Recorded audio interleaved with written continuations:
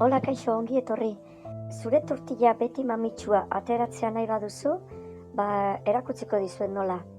Goazen, behar ditugunak, arrautzak, tipula, oso fin txikituta, patata kuboetan, zentimetro erdikoa gutxi gora bera, eta gatza. Hasiko gara gure tortillarako tipula prestatzen. Kasotxo batean olio pixka bat jarriko dugu, tipularekin batera.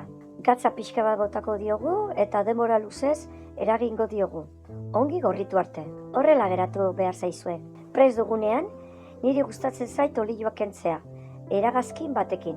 Orain patata prestatuko dugu. Zartagi batean olioa, askoriko jarriko dugu, egozten, hau da, potxatzen. Patata bigun geratu arte. Ordu zubajoen inberda.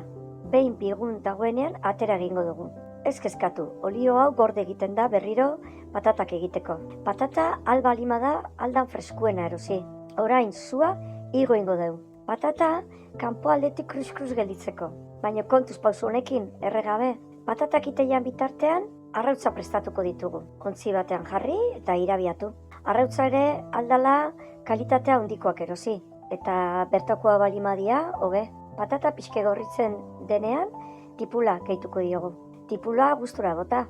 Gutxi o asko o batez. Pixka gehiago jardun eta hau da momentu garrantzitsuena. Patata tortilla mamitsu ateratzeko. Hartu patatak eta tipulak. Eta arrautzarekin nahaztu. Patatak eta tipulak berotuta daude.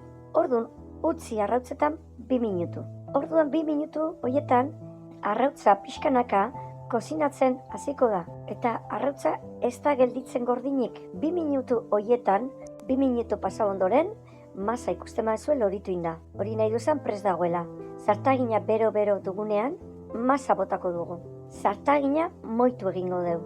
Horrela ez da itxatziko. Pixketola moitzen jungo geha, eta minutu bat edo minutu eta erdi utziko dugu egiten. Denbora hori pasatzean nien, buelta emango dugu, eta bestaldetik ere denbora hoxe. Minutu bat, minutu eta erdi.